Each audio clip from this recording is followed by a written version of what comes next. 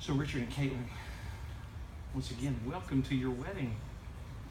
This is one of the best views that you may ever have, and I want to make sure that you see it. I want to thank you for allowing us to be a part of this, and I want to just narrate one of my favorite moments that just happened.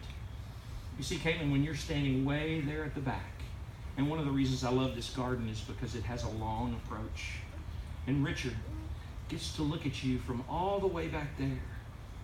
And I haven't counted the steps, but there's enough for these people here to look back at you, and then they look up at Richard. And so many of you did that. You saw Caitlin, and then you looked at Richard. And then you looked back at Caitlin, and then you looked at Richard, because you wanted to see what he was seeing. And you wanted to see how he felt. They want to experience what you two have. And that's pretty awesome. I love my front row seat to that. And so thank you for allowing us to be a part of that and to share that. Caitlin, you are a stunning bride. And Richard, even though you told your mother that this was merely a rental suit, you clean up nicely also. And as beautiful as you both are, and as beautiful as this company is, you know that these outfits don't make you married. What makes you married is what people were looking to find between the gaze as you approached one another. That's awesome. There's nothing magic about what we do here tonight, but there's something oh so sacred and oh so special and oh so splendid to share with these people that you love the most. And speaking of one who was loved so dearly, Grandpa, thank you for being there, seated next to the picture of Grandma.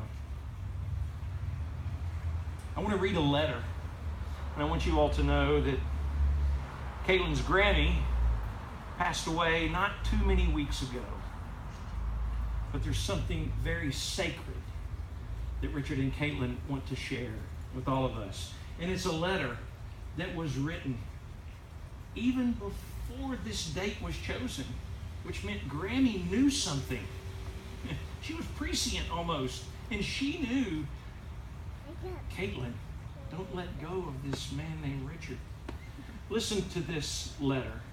Not my words, not Caitlin's words, nor Richard's, but Grammy's words. And Grandpa, I'll offer them in your honor. Dear Caitlin, we wish you the very happiest birthday and the best new year. I've taken Ashley's suggestion to quit giving money to those over 21. So instead, I will say prayers for you and for Richard. We really like him. He's a keeper. I also want to remind you that I pray for you both every day when I say the luminous mystery of the Rosary. I've given you the second decade of the wedding at Cana. I choose this for you because I thought you would be the first to get married. When I pray this decade, I picture you both there, and I pray for your intentions. She's picturing you and us now, and that is eternal. I continue. Prayer is the best gift I can give. And if you would say that one decade with the purpose of it joining with my prayers, that would be powerful. I say 4 rosaries, and I have given each family member a decade. This is called the Family Living Rosary, and it is used for families and even any others that want to join to fill up a rosary. I ended up having to say 4 rosaries because there are so many in our family. It was so much fun having you and Ashley and the booze balls and even Richard's appearance and me taking the Moscato wine and that picture that she took, remember? Thanks. Let's do it again next year. Love and prayers, Grammy and Grandpa. A more sacred letter I don't know if I've ever expressed. during a ceremony like this. Thanks be to our Creator for allowing us to live with each other in family and friendship and to share that. And it is our privilege for you allowing us to experience those words. As you know, your life, your marriage is going to be lived out in the laboratory of family. And what a great way to begin these words that will never end. This is the point in the ceremony where I'm supposed to ask that the two of you face each other and hold hands. But you're already doing that, and that is a good sign. And what you know is that as beautiful as you look, as sacred as these words that I've spoken are, the most important thing about this place and this ceremony is what the two of you bring to this place. And I know that you are each bringing your full selves, your whole heart, and you're asking people to witness this. And that is sacred. So I'm going to offer some words, some traditional words that I did not compose, that have been said for decade after century after century. And they will be offered and said long after we're gone. And so recognize that you are participating in a chorus, a covenant of vows. So I'll ask that you say these to each other. And Richard, I'll begin with you first. In the name of our Creator, I, Richard, take you, Caitlin, to be my wife, to have and to hold from this day forward, for better, for worse, for richer, for poor, in sickness and in health, to love and to cherish until we are parted by death. This is my solemn vow. Amen. And Caitlin, you also.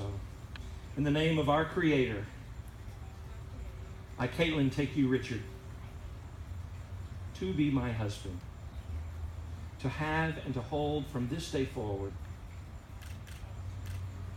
for better, for worse, for richer, for poor, in sickness and in health, to love and to cherish until we are parted by death. This is my solemn vow. Well done. And you have brought rings to signify this occasion, brought to us by one of God's beautiful creations. We have them. And I will say a word about these rings. They are not magic either. They serve as a sign and a symbol of what you proclaim and profess this evening.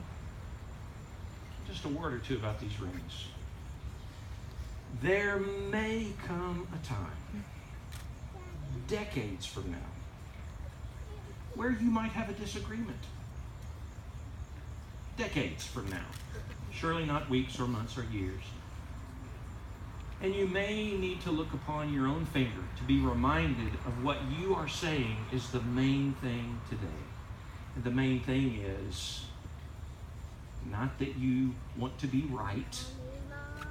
The main thing is that you want to do life together in covenant as a journey together. So whenever that day comes, that you need to be reminded of what we do here today. Look upon your finger and remember the promises you made to each other. And what's also cool about our culture and our context, that even those who were not invited to this place, who are not seated here today, who do not even know you, but they'll look upon your ring finger on your left hand and they'll see this band and they'll know something about you. You will be telling them something about you and about each other, and that is that you stood in a place like this in front of a person like me and you wore a ring because you love someone so much that you want to do life with them. That's a covenant. So wear these rings with that in mind for decades from now, but also for moments from now. So Richard, if you would take Caitlin's ring and repeating after me, slipping it upon the ring finger of her left hand. Caitlin, I give you this ring as a symbol of my vow. And with all that I am and all that I have, I honor you. Amen.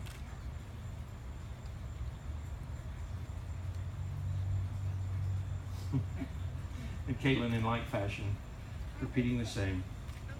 Richard, I give you this ring as a symbol of my vow.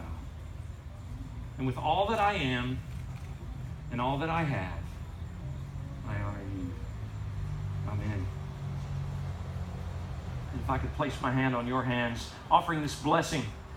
Bless, O Creator, these two who give and receive these rings, that from this moment on they may be bound to each other in marriage, in relationship, in life, that they may journey forward together, being reminded of the promises that they made one to each other.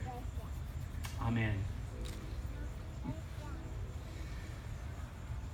So you have planned this day and this ceremony, and now you have stood and faced each other, and you have held hands, and you have repeated these covenants, and you have exchanged, and now you wear these rings. And so the only thing left for me to do is to pronounce that you are now husband and wife, married. Would you like to kiss your bride, Richard?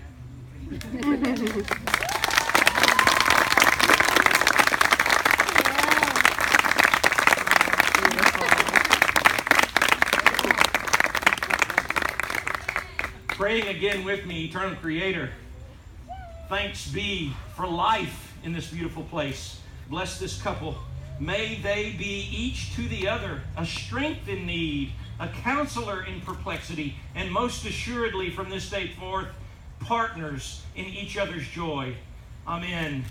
Ladies and gentlemen, it's my privilege to present to you for the first time as a married couple, Mr. and Mrs. McCarroll. Well done.